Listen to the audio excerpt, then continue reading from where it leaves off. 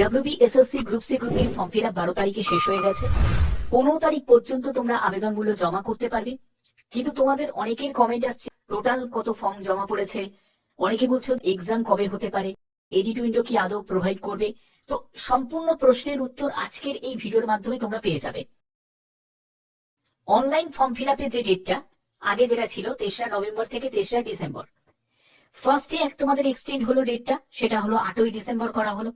সেকেন্ডে আবার তোমাদের এক্সটেন্ড করা হলো, সেটা 12ই ডিসেম্বর পর্যন্ত। এবং লাস্ট পেমেন্ট ডেট সেটা হলো 15ই ডিসেম্বর। তাহলে এই যে তোমাদের প্রসেসটা যেটা কমপ্লিট হয়ে যেত 3রা ডিসেম্বর, সেই প্রসেসটা কমপ্লিট হতে 15ই ডিসেম্বর হয়ে গেল, অর্থাৎ একটা ডিলে হয়ে গেল। ডিলে হয়ে গেল কতদিনের? 12 দিনের একটা ডিলে হয়ে গেল। এই যে 12 দিনের ডিলে হয়ে গেল, এটা কিন্তু তোমাদের এক্সাম ডেটের উপরও কিন্তু একটা প্রভাব পড়বে। অর্থাৎ যে অনুযায়ী তোমাদের এক্সাম হওয়ার কথা জানুয়ারি মাসে, 2026 জানুয়ারি মাসে কিন্তু তোমাদের নোটিফিকেশন অনুযায়ী বলা হয়েছে। এবার এই ডেটটা কবে যেতে পারে, কোন মাসে হতে পারে, আমি পরবর্তী জায়গায় তোমাদের এটা ক্লিয়ার করব। তোমাদের আবেদন কত জমা পড়েছে? 2016 সালের 18 লাখ মতো তোমাদের ফর্ম জমা পড়েছিল। 2025 সালে সেই জায়গায় তোমাদের 16 লাখ ফর্ম জমা পড়েছে, 2 লাখ কম।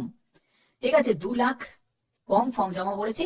এই 16 লাখ কিন্তু হতো না, কারণ যদি তোমরা 3রা ডিসেম্বরে জাস্ট শেষ হওয়ার আগে, মানে আবেদন শেষ হওয়ার জাস্ট একদিন আগে আমি তোমার দেখছিলাম যে হাফ, মানে প্রায় 8 লাখ মতো ফর্ম জমা পড়েছে।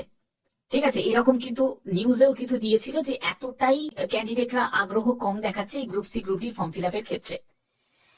ডেটটা যে এক্সটেন্ড হলো, এটা কিন্তু অনেকটাই কিন্তু এই যে ফর্ম ফিল আপ যে দ্বিগুণ হয়ে গেল, মানে 8 লাখ থেকে একেবারে 16 লাখ হয়ে গেল। এই যে ডেটটাকে প্রথমে 8 তারিখ থেকে তারপরে আবার 12 তারিখ করে দেওয়া হলো, তো এই যে এক্সটেন্ড হলো, এরপরে ক্যান্ডিডেটরা আবার মনে করলো চলো ফর্মটা ফিল আপ করেই দেওয়া যাক, কোনো অসুবিধা নেই। তো সেক্ষেত্রে এই 16 লাখ কিন্তু তোমাদের আবেদন জমা পড়েছে। এটা কোথা থেকে পেয়েছি? এটা কিন্তু বিভিন্ন নিউজ, বিভিন্ন জায়গা থেকে আমি এই ইনফরমেশনটা পেয়েছি। তো 16 লাখ মতো তোমাদের ফর্ম জমা পড়েছে, যেটা বোঝা যাচ্ছে। এবার এর মধ্যে কিন্তু কিছু ফর্ম তোমাদের অ্যাকসেপ্ট হবে, আবার কিছু ফর্ম কিন্তু এর মধ্যে রিজেক্ট হবে।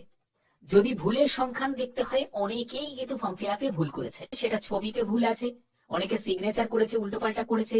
তোমাদের কার কার কি ভুল হয়েছে তোমরা অবশ্যই কিন্তু তোমাদের ভুলগুলো কমেন্টে জানাতে পারো। ঠিক আছে, তোমরা কমেন্ট করে তোমাদের কি ভুল হয়েছে ফর্ম ফিল আপে তোমরা অবশ্যই কিন্তু তোমরা প্রত্যেকে কমেন্ট করে জানাবে, যাদের যাদের যা ভুল হয়েছে। আমরা পরবর্তী জায়গায় চলে যাচ্ছি। পরবর্তী হচ্ছে তোমাদের আগের যদি তুমি ভ্যাকেন্সি টেবিলটা যদি দেখো, 2016 সালের টোটাল ভ্যাকেন্সি ছিল 4923টি, ক্লার্কের জন্য 1707টি পোস্ট, গ্রুপ ডির জন্য 3216টি। সেই অনুযায়ী তোমাদের ফর্ম জমা পড়েছিল 18 লাখ। আমি মানছি অনেক দুর্নীতি হয়েছে, 18 লাখ হচ্ছে ফর্ম জমা পড়েছিল। টোটাল অ্যাপ্লিকেন্ট ছিল হচ্ছে 18 লাখ। এবার 2025 সালে তোমাদের ফর্ম, যেখানে তোমাদের 16 লাখ, এখনো পর্যন্ত যা ডেটা পাচ্ছি 16 লাখ মতো ফর্ম জমা পড়েছে। 8477টি হচ্ছে টোটাল শূন্যপদ, যেখানে ক্লার্কের জন্য 2989টি এবং গ্রুপ ডির জন্য 5488টি। এখানে যে ডিলে হওয়ার পেছনে আরেকটা কিন্তু কারণ কিন্তু রয়েছে, সেটা হলো তোমাদের হয়তো এডিট উইন্ডো প্রোভাইড করতেও পারে। কমিশনের যে ইমেল আইডিটা আছে সেখানে তোমাদের কি করতে হবে? ইমেল করতে হবে। যদি তোমরা ম্যাক্সিমাম যদি ইমেল করতে পারো, তাহলেই কিন্তু তোমাদের এই এডিট উইন্ডো প্রোভাইড করতে পারে।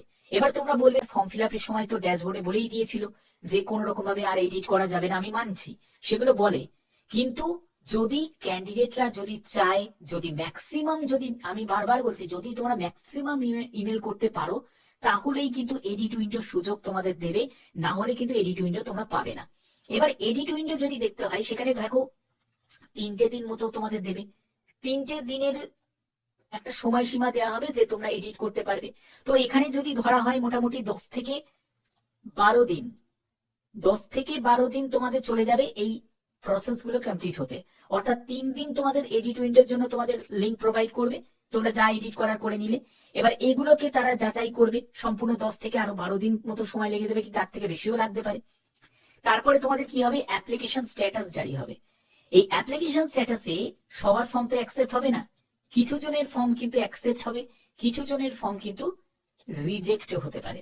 তো সেটার কিন্তু তোমরা চেক করে জানতে পারবে যে কাদের কাদের ফর্ম অ্যাকসেপ্ট হলো, কাদের ফর্ম রিজেক্ট হলো।